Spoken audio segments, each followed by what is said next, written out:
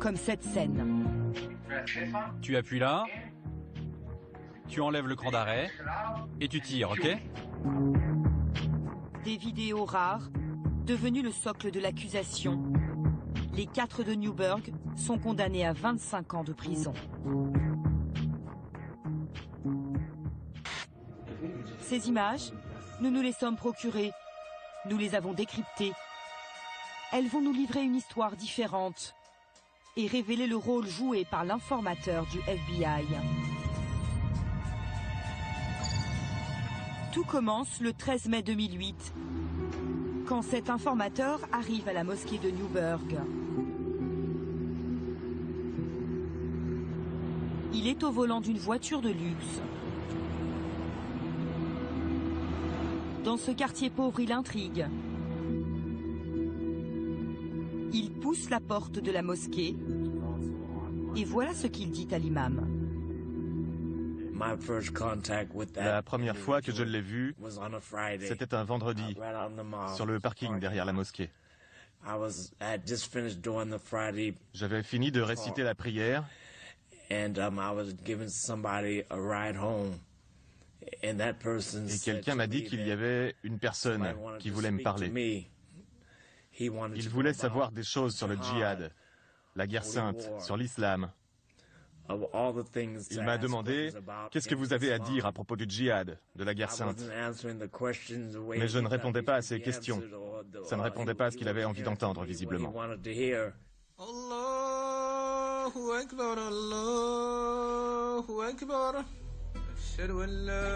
L'homme s'appelle Shahed Hussein.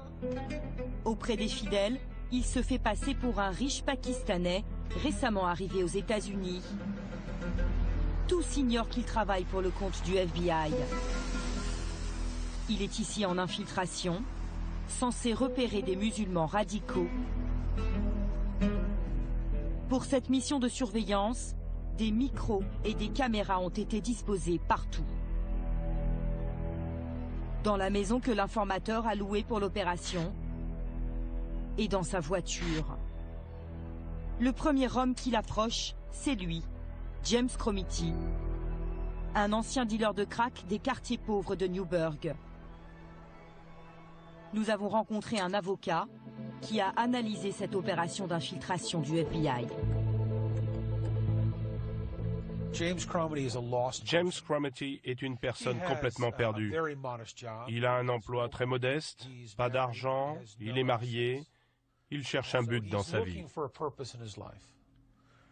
Shahed Hussein arrive et lui dit « Je vais te donner un but, je vais te donner une histoire et tu vas avoir l'impression d'être quelqu'un d'important. » Au fil des semaines, les deux hommes se fréquentent de plus en plus.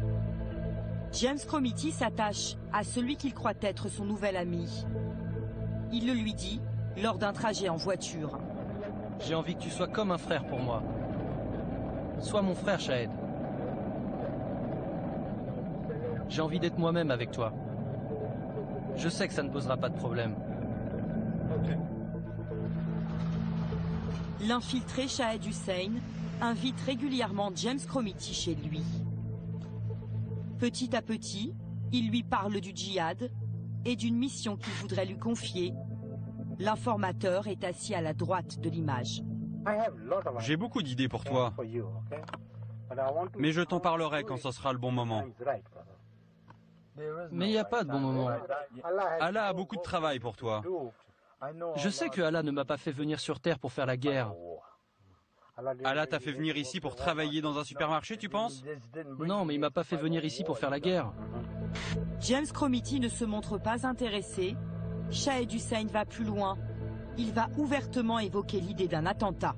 Je peux te poser une question? Ce serait quoi, d'après toi, la meilleure cible à New York? La meilleure cible a déjà été attaquée.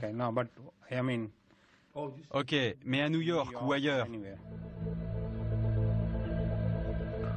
L'infiltré lui suggère alors de recruter d'autres hommes. Ce serait vraiment bien qu'on ait d'autres personnes dans cette affaire, mon frère. Des bons musulmans, si possible. Ouais, mais c'est pas facile. Comment tu fais pour faire ça? J'essaie, mais à chaque fois, j'ai l'impression que ce n'est pas ma mission. Tu m'as dit que Allah s'en occupait. Alors peut-être que c'est pas à moi de le faire. À la suite de cette discussion, James Cromity va prendre ses distances avec l'infiltré. Est-ce parce qu'il ne veut pas aller plus loin? Prend-il peur? Après 8 mois de contact quotidien avec l'informateur, il coupe les ponts brutalement. En février, James Cromity dit « Je ne vais pas participer ». Et James se cache de Shahid Hussein pendant un mois. Hussein l'appelle plusieurs fois, il vient chez lui mais il ne répond pas. Le FBI sait parfaitement qu'il est de l'autre côté de la porte. La mission de l'infiltré pourrait s'arrêter là, mais ce n'est pas ce qu'il va se passer. Pour son opération à Newburgh, le FBI lui a promis 120 000 €. Après 9 mois infructueux, l'informateur va jouer une dernière carte. Il propose à James Cromity une somme d'argent qui va tout faire basculer. Écoutez leur dialogue, révélé par les écoutes téléphoniques du FBI. Allô? Tu te souviens de moi, mon frère? Parle-moi. Écoute-moi, écoute-moi. J'ai quitté la ville, j'ai tout laissé. Je suis parti, c'est tout. Mon frère, je peux te faire gagner 250 000 $, mais tu ne veux pas. Qu'est-ce que tu veux que je te dise? Ok, viens voir, mon frère.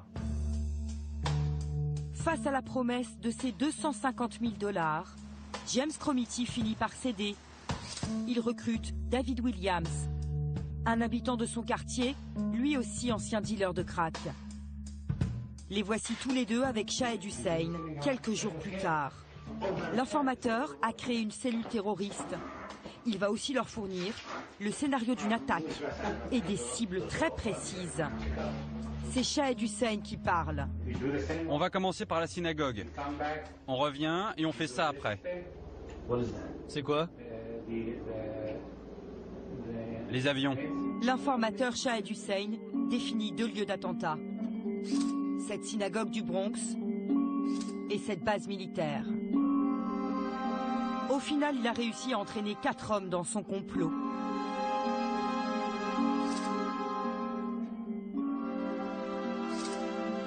C'est le FBI qui a fourni ces sacs d'explosifs, des bombes factices,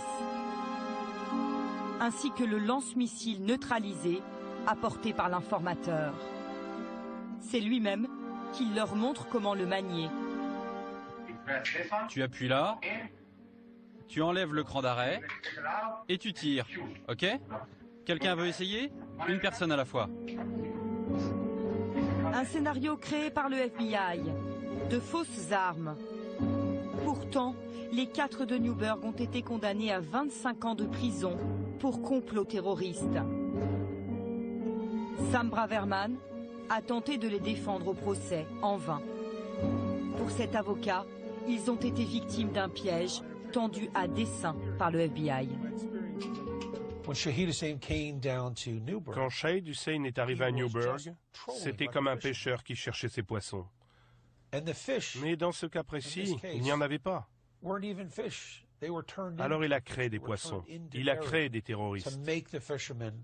Ces hommes étaient là dans leur vie pas très heureuse, des vies misérables.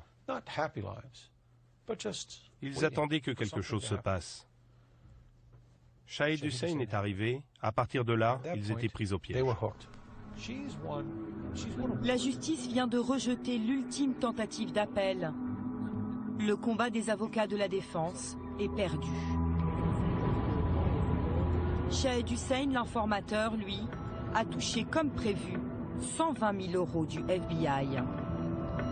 Nous avons tenté de le retrouver à 100 km au nord de Newburgh. Officiellement, il est propriétaire de ce motel. Mais ce jour-là, malgré plusieurs tentatives, sa porte nous est restée fermée. Toute son opération de surveillance a été pilotée depuis le siège du FBI à Washington. 6 mois après l'arrestation de Newberg, le directeur du FBI s'exprime face au Congrès. Robert Mueller dresse le bilan annuel de son agence. Il présente l'affaire comme un succès. Le FBI a ciblé plusieurs suspects terroristes. On s'est rendu compte que ces personnes étaient prêtes à aller au-delà des mots, en passant à l'action. Le meilleur exemple, c'est en mai 2009, avec l'arrestation de 4 individus qui avaient prévu de faire exploser une synagogue à New York. Ils avaient aussi prévu d'attaquer une base militaire. Aujourd'hui, le FBI a refusé nos demandes d'interview.